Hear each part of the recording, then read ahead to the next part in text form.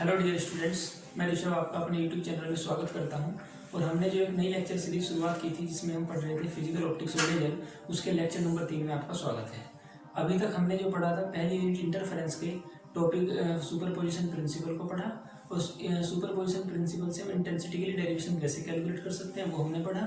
उसका कुछ ओवरव्यू करते हुए हम एक नया लेक्चर जिसमें हम यंग डबल स्लिट एक्सपेरिमेंट पढ़ने वाले हैं वो शुरू करते हैं। तो कुछ थोड़ा सा ओवरव्यू करते हैं और फिर शुरू करते हैं। पिछले लेक्चर में जो हमने पढ़ा वो superposition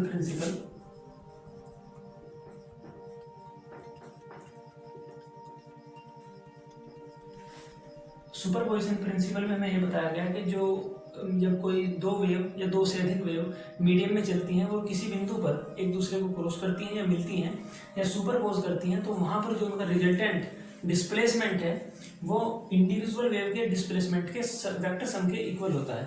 so y is equal to y1 plus y2 और डैश डैश y है। अगर n वेव होती है तो ऐसे कर सकते हैं। So if we have two wave तो y is equal to y1 plus y2 और y1 plus y2। If y1 is equal to a1 sin omega t equation for the wave and y2 is equal to a2 sin omega t plus phi where phi is the phase difference। so अगर हम इन values को इसमें put करते हैं तो हम एक result निकालते हैं a1 sin omega t plus a2 sin omega t plus phi। ये तो सिंपल है, इसमें कुछ है ही नहीं ऐसी खास बात। वो ट्रिग्नोमेट्री है 10th स्टैंडर्ड की, वो आप इसको सोल्व कर सकते हो। सो जब हम इसको सोल्व करते हैं तो हम ये पाते हैं कि y is equal to a1 plus a2 cos phi sine omega t plus trigonometry formula लगाइए और आप भी कर सकते हो, करिए। a1 plus a2 cos phi sine omega t plus a2 cos phi sine phi cos omega t. अब आप ये देखिए, जरा सा कॉमन सेंस लगाइए कि इसको आप पुट कर दीजिए आर कोस थीटा और इसको पुट कर दीजिए आप आर साइन थीटा। सो फिर ये फॉर्मूला ट्रिग्नोमेट्रिक फॉर्मूला बनेगा sine A plus B, sine A cos B, cos A sine B. So ये फॉर्मूला होगा R sine omega t plus theta. So it is the derivation for resultant wave. ये resultant wave के लिए displacement equation है। यहाँ पर are resultant amplitude है और theta is the resultant phase difference है रिजल्टेंट वेव के लिए। अब हमने इसको सोल्व कर लिया था और उससे हम ये भी कैलकुलेट कर सकते हैं कि जो इंटेंसिटी होगी रिजल्टेंट वेव की वो हम कैसे कैलकुलेट करते हैं। इंटेंसिटी प्रोपोर्शनल टू एम्पलीट्यूड का स्क्वायर।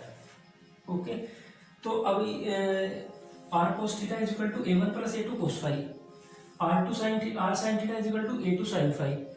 आप इन दोनों इक्वेशंस का स्क्वायर करके ऐड कर दीजिए। So R square is equal to a1 square plus a2 square plus 2a1 a2 cos delta. यहाँ तक का डेरिवेशन हम पिछले अपने लेसन में पिछले लेक्चर में कर चुके थे।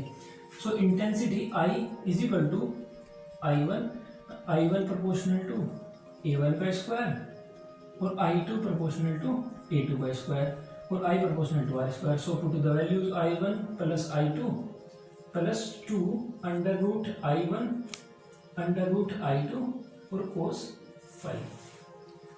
सो अगर हम ऐसा कंसीडर करते हैं कि जो दो वेव हमने अलग अलग ली उनकी दोनों की इंटेंसिटी इक्वल मान लेते हैं, means I1 is equal to I2 is equal to I0। ये वैल्यूज इस इक्वेशन में पुट करके आप चेक कर सकते हो।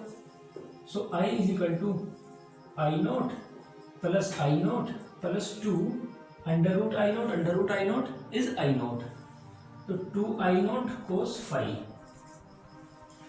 थोड़ा सा इसको सोल्व कर सकते हो आप। देखिए, ये हम फिजिक्स पढ़ रहे हैं पर इसमें जो टोटली मैथमेटिक्स है, फिजिक्स का कॉन्सेप्ट सुपरपोजिशन प्रिंसिपल लगाने के बाद खत्म हो चुका है। अब आपको केवल मैथमेटिकल इक्वेशन सॉल्व करनी है, और मैथमेटिकल भी क्या 10th स्टैंडर्ड की केवल ट्रिग्नोमेट्री है। तो ये ट्रिग्नोमेट्रिक फॉर्मूला था sin a प्लस b का, ये आप लगाओ और सॉल्यूशन पाओ। अब यहाँ पहुंचने के बाद आप यहाँ जो है i not plus I not 2i not plus 2i not cos phi common लेकर 1 प्लस कोस फाई। अब आप फिर दो फॉर्मूले जानते हैं, cos 2 theta is equal to 2 cos square theta minus 1। So आप इससे निकाल सकते हो कि 2 cos square theta is equal to 1 plus cos 2 theta. So यही फॉर्मूला आप यहाँ लगाइए, 2i naught 2 cos square theta by 2। तो intensity, resultant intensity is equal to 4i naught cos square theta by 2। It is the resultant intensity. So ये जो हमने intensity यहाँ पर कैलकुलेट की, ये इंटेंसिटी सुपरपोजिशन प्रिंसिपल से हमने ड्रॉ कर ली। तो यहाँ तक हमने प्रीवियस लेक्चर किया था, उसके बाद थोड़ा सा उसका पार्ट जो बचा था वो हमने सॉल्व कर लिया। अब हम इसी बेस पर जो इंटरफेरेंस के फिनोमेना को एक्सप्लेन करने के लिए हमें एक बड़ा फेमस एक्सपेरिमेंट पढ़ना है, वो है Young double slit experiment. So young ने हमें ये बताया, उन्होंने कंसीडर किया पोस्टुलेट को, अजम्पशंस जो थे हाइगन्स प्रिंसिपल के। हाइगन्स ने हमें ये बताया था कि वेव फ्रंट के फॉर्म में आगे बढ़ती है, और जब एक वेव का क्रिस्ट, मीन्स अगर हिंदी मीडियम वालों की भाषा में बोलें, जब एक वेव का सरंग दूसरी वेव के सरंग से सुपरपोज करता है तो वेव का एम्पलीट्यूड बढ़ जाता है रिजल्टेंट का। और अगर एक वेव का गर्थ, मीन्स अगर सीबीएसई बोर्ड की भाषा में कहो तो एक वेव का थ्रू दूसरे वेव के थ्रू से ओवरलैप करता है, सुपरपोज करता है, तो वेव का एम्पलीट्यूड बढ़ जाता है। अगर एक का क्रिस्ट दूसरे के थ्रू पर ओवरलैप करता है तो वेव एक दूसरे को डिस्ट्रैक्ट कर देती है। इसी बेस पर दो तरह के इंटरफेरेंस हुए, एक कंस्ट्रक्टिव इंटरफेरेंस, एक डिस्ट्रक्टिव इंटरफेरेंस। सो आप इसको नोट कीजिए और फिर हम इसको कंटिन्यू करते हैं। सो अब तक जो हमने डिस्कस किया है पिछले लेक्चर का ओवरव्यू था। अब जो हम आज इस लेक्चर में पढ़ने वाले हैं वो है Young double slit experiment. YOUNG Young apostrophe S means Young's का, Young's double slit. Slit means आप पिन होल कंसीडर कर सकते हो। पिन होल मीन्स छोटे छोटे से होल जहाँ से लाइट डबल स्लिट एक्सपेरिमेंट। सो अब हम इस लेक्चर में ये पढ़ने वाले हैं। तो देखिए, जो हाइगन्स प्रिंसिपल था, उन्होंने बताया कि लाइट वेव फ्रंट के फॉर्म में आगे बढ़ती है, और अगर आपके पास दो वेव हैं, मान लीजिए कि एक वेव तो ये है, ठीक है, और आप इसके साथ ऐड कर रहे हो दूसरी वेव, तो इसकी दो संभावनाएं हैं कि एक तो इसी तरीके से उसका भी जो पॉइंट 0 पर जो एम्पलीट्यूड है वो 0 हो, तो अगर वो इस तरीके से स्टार्ट होती है तो मीन्स दोनों वेव सेम फेज में है। मीन्स इनके बीच का अगर फेज डिफरेंस आप कैलकुलेट करो तो वो 0 होगा। फेज डिफरेंस मीन्स 0 पॉइंट पर 0 एम्पलीट्यूड, दोनों के लिए सेम है। सो रिजल्टेंट वेव जो हमें मिलेगी उसका एम्पलीट्यूड, दोनों का एम्पलीट्यूड ऐड होकर कुछ ना कुछ एक्स्ट्रा होगा, तो रिजल्टेंट वेव कुछ इस तरह की आपको दिखाई देगी। और अगर दोनों वेव मीन्स एक वेव का क्रिस्ट दूसरे वेव के क्रिस्ट को ओवरलैप करता है, उसके क्रिस्ट को सुपरपोज करता है, सो रिजल्टेंट वेव का एम्पलीट्यूड मैक्सिमम होगा और बढ़ा हुआ प्रतीत होगा। इस तरह के मैंने की आपको वेव दिखाई देगी। अगर एक वेव का क्रिस्ट, ये वेव का क्रिस्ट, ये आप उसको ऐसे कर सकते हो, ये वेव अगर यहां से स्टार्ट हो और दूसरी वेव अगर इधर से स्टार्ट हो, तो जिस पॉइंट 0 पॉइंट पर इसका मैक्सिमम एम्पलीट्यूड, इसका मिनिमम एम्पलीट्यूड, तो इस वेव का जो क्रिस्ट है, इस वेव का क्रिस्ट दूसरे वेव के थ्रू के साथ ओवरलैप करता है, तो जो हमें रिजल्टेंट वेव दिखाई देगी वो एक दूसरे को डिस्ट्रैक्ट कर देगी, तो वो रिजल्टेंट वेव इस तरह की दिखाई देगी, स्ट्रेट लाइन। सो ये तो हुआ कंस्ट्रक्टिव इंटरफेरेंस।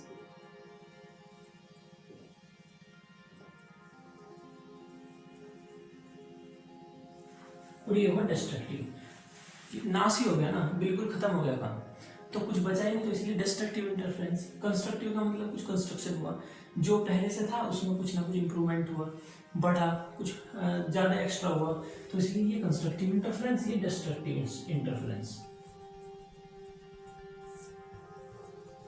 सो यंग ने जो एक्सपेरिमेंट किया उसमें उन्होंने बताया कि हमारे पास अगर दो कोहेरेंट सोर्स हैं, अगर वहाँ से लाइट, हम उसका कोई पैटर्न देखना चाहते हैं किसी स्क्रीन पर, तो जो दो पिन होल हैं वहाँ से लाइट इंसिडेंट किसी पॉइंट पर आप स्क्रीन पर लीजिए, तो वहाँ उसकी जो रिजल्टेंट इंटेंसिटी होगी वो मैक्सिमम होगी, मीन्स कंस्ट्रक्टिव इंटरफेरेंस होगा, या मिनिमम होगी, मीन्स डिस्ट्रक्टिव इंटरफेरेंस होगा। अगर मैक्सिमम इंटेंसिटी है तो कंस्ट्रक्टिव इंटरफेरेंस, मतलब कितनी मैक्सिमम इंटेंसिटी होगी उसके लिए डेरिवेशन कैलकुलेट किया। और ये एक्सपेरिमेंट बड़ा फेमस है। कोई भी एग्जाम ऐसा नहीं होगा कि यहाँ से न्यूमेरिकल, यहाँ से थ्योरी क्वेश्चन आपको नहीं मिले। सो अब हम इसके लिए डेरिवेशन करते हैं। आप इसको एक बार और नोट कीजिए। सो इस एक्सपेरिमेंट को शुरू करने से पहले मैं इसको फिगर के साथ ड्रॉ करता हूँ और फिर हमें डेरिवेशन करना आसान होगा। सो आप देखिए कि लियंग ने कंसीडर किया कि हमारे पास एक सोर्स है, सोर्स ऑफ मोनोक्रोमेटिक लाइट, यह है पॉइंट सोर्स। इस पर जो लाइट इंसिडेंट हुई है, इससे लाइट जो जनरेट हो रही है उसकी वेवलेंथ को आप कंसीडर करो lambda. Single wavelength light means monochromatic light source, लिख भी सकते हो आप मोनोक्रोमेटिक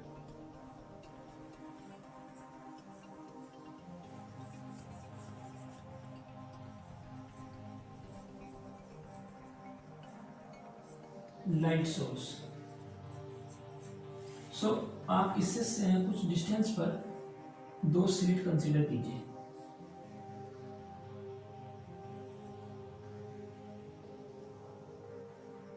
ये दो कोहेरेंट सोर्स हैं लाइट के, मीन्स इसका नाम तो आप S1 रख लीजिए और इसका नाम S2। इसी सोर्स से आप कुछ डिस्टेंस पर एक स्क्रीन कंसीडर कर लो, और इन लाइट सोर्स से जो लाइट एमिट हो रही है और वो स्क्रीन पर जाकर कहीं भी टकराएगी तो वहाँ पर अलग अलग पैटर्न प्राप्त होंगे। किसी पॉइंट पर मैक्सिमम इंटेंसिटी, किसी पॉइंट पर मिनिमम इंटेंसिटी, वो हम इसके पाथ डिफरेंस से कैलकुलेट करेंगे।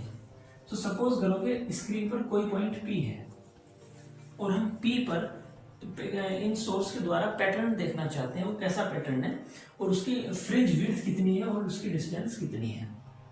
सपोज करो कि ये n विड्थ एन फ्रिंज है, यहां से यहां तक की डिस्टेंस हमने मान ली कैपिटल D, ओके। और ये जो दो सोर्स हैं इनके बीच की डिस्टेंस को आप 2D कंसीडर कर लीजिए, मीन्स यहां से यहां तक की डिस्टेंस D, ओके। इसको आप ओरिजिन कह दीजिए। अगर ये लाइट वेव इस पॉइंट पर जाकर मिलती है तो इनके बीच पाथ डिफरेंस कोई नहीं है, सेम पाथ ट्रेवल करेंगे, सो इनके बीच पाथ डिफरेंस कोई नहीं, और ये कंस्ट्रक्टिव इंटरफेरेंस मीन्स यहाँ ब्राइट फ्रिंज प्राप्त होगी। अब सपोज करो पॉइंट P पर हम जो पैटर्न देखना चाहते हैं, लाइट वेव, इनको मिला दीजिए आप। तो ये दो वेव हैं और इस पॉइंट पर कैसा पैटर्न होगा वो इनके पाथ डिफरेंस से कैलकुलेट करेंगे। सो इन पॉइंट्स को आप यहां पर मिला दीजिए, ये मिला दीजिए। अब आप देखिए यहां पर आप दो ट्राइंगल कंसीडर कर सकते हो। ट्राइंगल S1P और इसका नाम रख दीजिए आप T, और इस पॉइंट का नाम रख दीजिए आप M। तो S1PT एंड ट्राइंगल S2P और M, दो ट्राइंगल आप देख सकते हैं। सो पाथ डिफरेंस कितना होगा दोनों वेव के बीच, ये S1P और S2P के बीच का पाथ डिफरेंस ये वाला होगा। सो हमको यही कैलकुलेट करना है, मीन्स S2P माइनस S1P, ये दोनों वेव के बीच पाथ डिफरेंस है। सो हमें ये चाहिए S2P। अब आप ट्राइंगल S2P और M में देखिए कि S2P का whole square for triangle S2PM। हम ये जानते हैं, ये हमने 10th में थ्योरम पढ़ी थी कि किसी त्रिभुज की दो भुजाओं के स्क्वायर का सम तीसरी भुजा के स्क्वायर के सम के बराबर होगा। So S2P square is equal to S2P square is equal to S2PM S2M का होल स्क्वायर प्लस PM का होल स्क्वायर। ओके, अब S2M कितना है, D का स्क्वायर प्लस PM कितना है, देखिए यहां से यहां तक की जो डिस्टेंस है वो हमने x कंसीडर कर ली है और यहां से यहां तक की distance d। So PM is equal to, चूंकि PM is equal to x plus d, so x plus D का होल स्क्वायर। सो आप यहां से देख सकते हो कि S2P का होल स्क्वायर और S2P is equal to D का square plus x plus D का होल स्क्वायर और अंडर रूट। ओके, अब इसी तरीके से आप ये ट्राइंगल कंसीडर करके और S1P के लिए भी निकाल सकते हो। S1P is equal to similar manner D का square plus x minus D का होल स्क्वायर। अब ये हमारे पास दो इक्वेशन हो गई, हम इन्हीं वैल्यू को यहाँ पर पुट कर सकते हैं, ये हमारा पार्ट डिफरेंस होगा। आप इसको नोट कीजिए और फिर इसको कंटिन्यू करते हैं रफ करके। सो यहाँ तक आपने देखा, ये हमने कैलकुलेट किया कि S2P minus S1P is equal to, आप लिख सकते हो वहां से D square plus x plus D का होल स्क्वायर, ये अंडर रूट को आप ये लिख सकते हो की पावर हाफ माइनस डी का square plus x minus D का स्क्वायर की पावर हाफ। जिन लोगों ने पीसीएम लिया हुआ है, उनके पास मैथमेटिक्स है, वो बाइनोमियल थ्योरम से अच्छे तरीके से परिचित होंगे। बाइनोमियल थ्योरम की एक प्रॉपर्टी थी कि 1 प्लस एक्स की power n is equal to 1 plus n x.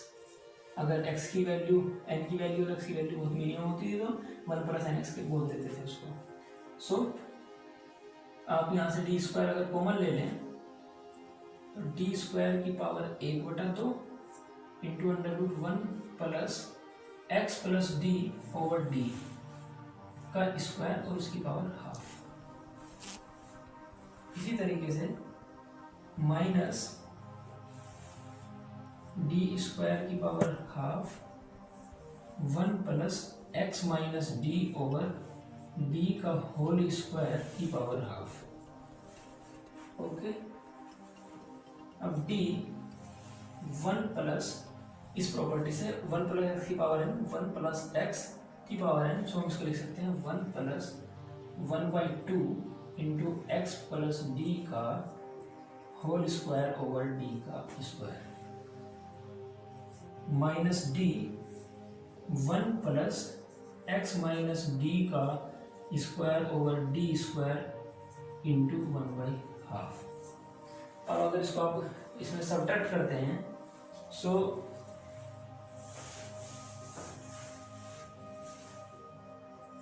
D की मल्टीप्लाई आप अंदर करते हो, D plus 1/2 x plus D का square over D minus D minus x minus D का स्क्वायर ओवर 2d।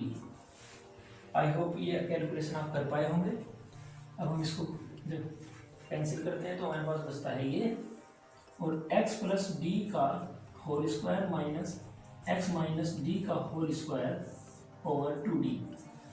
जल्दी से इस आगे कैलकुलेशन सॉल्व करके आप अपने कॉपी में लिखिए और करते रहिए।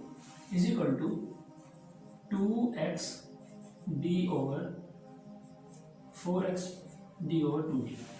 देखिए ये अगर मैंने सही लिखा है तो आप इसको सही करके नोट कीजिए, फिर हम डेरिवेशन को आगे बढ़ाते हैं।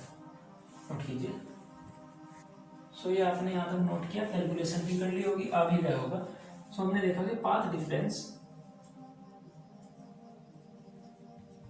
Difference between two wave S1P और S2P में जो पाथ डिफरेंस है वो ये पाथ है।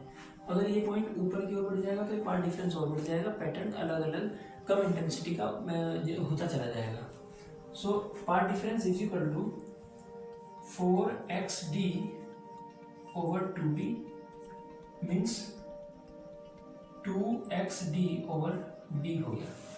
अब यंग ने तो कंडीशन बताई कि अगर path difference is equal to n into lambda means wavelength का इंटीग्रल मल्टीपल हो तो वो कंस्ट्रक्टिव इंटरफेरेंस होगा, और if 2n plus 1 into lambda by 2 हो तो वहां पर डिस्ट्रक्टिव इंटरफेरेंस होगा। ओके, अब आप इसको पार्ट डिफरेंस को अलग अलग इनके इक्वल में रख के देख सकते हैं, डिफरेंट डिफरेंट वैल्यू आएंगे और फ्रिंज विड्थ के लिए आप डायमेंशन कैलकुलेट कर सकते हो। So first 2xd over d is equal to n lambda for constructive interference.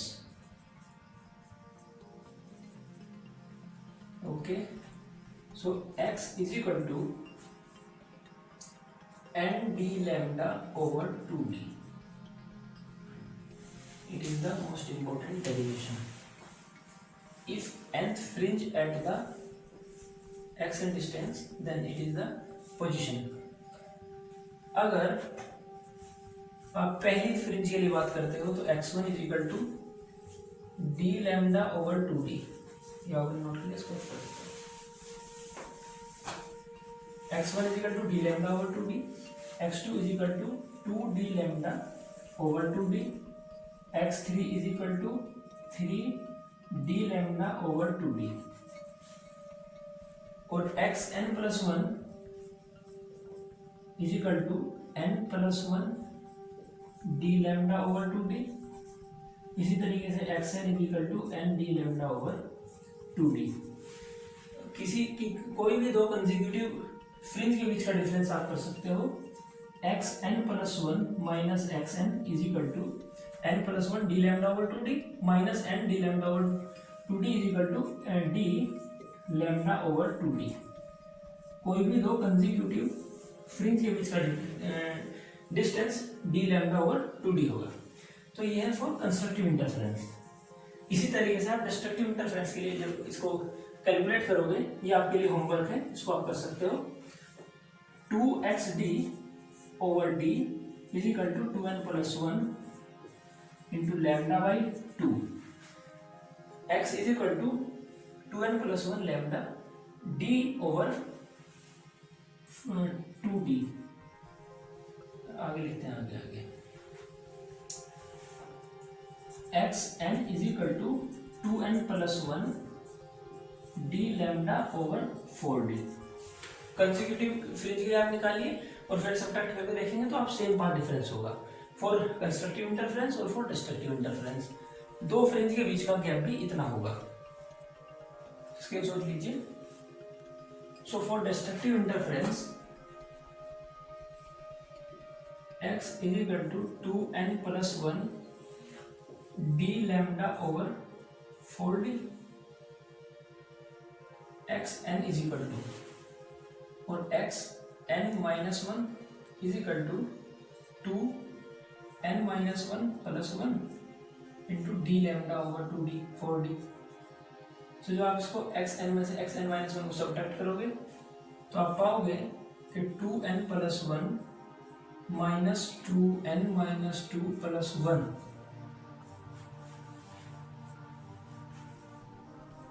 D lambda over 4d, 2n minus 2n 1 plus 2 minus 1 1 minus 1 2d lambda over 4d is equal to d lambda over 2d। So same formula for the destructive interference and same for the constructive interference। तो कोई भी दो consecutive fringe के बीच का difference आप ये देख पा रहे हैं कि xn plus 1 minus xn is equal to d lambda over 2d है। तो आप ये देखिए इस फिगर से कि अगर दो स्लिट्स के बीच का गैप आप इंक्रीज करते हो, मीन्स ये इंक्रीज करते हो, ये क्वांटिटी मीन्स फ्रिंज विड्थ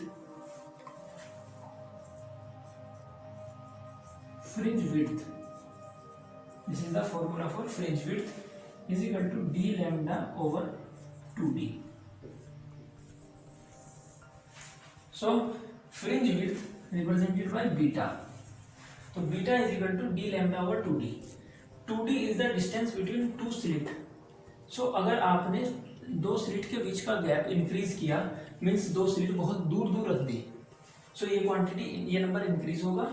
और beta inversely proportional to 1/2d, तो फ्रिंज विड्थ डिक्रीज होगी अगर दो स्लिट्स के बीच का गैप इंक्रीज होगा। And beta is proportional to lambda. किसी लाइट की आप इंटेंसिटी अगर वेवलेंथ इंक्रीज करोगे तो फ्रिंज विड्थ इंक्रीज होगी। और अगर beta proportional to d, light source और स्क्रीन के बीच का अगर गैप और इनके बीच का डिस्टेंस को इंक्रीज किया जाए तो फ्रिंज विड्थ इंक्रीज होगी। तो हम इस डीएम डबल स्लिट एक्सपेरिमेंट से फ्रिंज विड्थ के लिए फॉर्मूला कैलकुलेट कर पाए, और हम ये देख पा रहे हैं कि जो फ्रिंज विड्थ है वो इन पैरामीटर्स पर डिपेंड है। Number of slit means n पर डिपेंड नहीं है। तो नंबर ऑफ स्लिट क्या है, वो 5वीं स्लिट है, 10वीं स्लिट है, 100वीं स्लिट है, 1000वीं, 1 करोड़ की, कितनी भी स्लिट हो, दो कंसेक्यूटिव जो स्लिट्स होंगी, दो कंसेक्यूटिव जो पैटर्न होगा, पैटर्न होगा, जो कंसेक्यूटिव फ्रिंज होंगी, तो दो फ्रिंज के जो बीच का गैप है वो इंडिपेंडेंट है इंटीजर नंबर से, और डिपेंड करता है वो 2d मीन्स दो स्लिट के बीच का गैप, और d स्क्रीन और सोर्स के बीच का गैप, और wavelength of the light which is used in the experiment. So ये हमने देखा कि फ्रिंज विड्थ के लिए और इन डबल स्लिट एक्सपेरिमेंट किया, इसी से हमने फॉर्मूला डेराइव किया फ्रिंज विड्थ के लिए। आज के लेक्चर को हम यहीं पर रोकते हैं, और अगला लेक्चर कंटिन्यू रखेंगे, उसमें हम कुछ और बहुत सारे फॉर्मूला डेराइव करेंगे और कुछ न्यूमेरिकल सोल्व करेंगे। सो आज के लिए इतना ही। अगर हमारा वीडियो आपको पसंद आया हो तो चैनल को लाइक, सब्सक्राइब और शेयर कीजिए। धन्यवाद।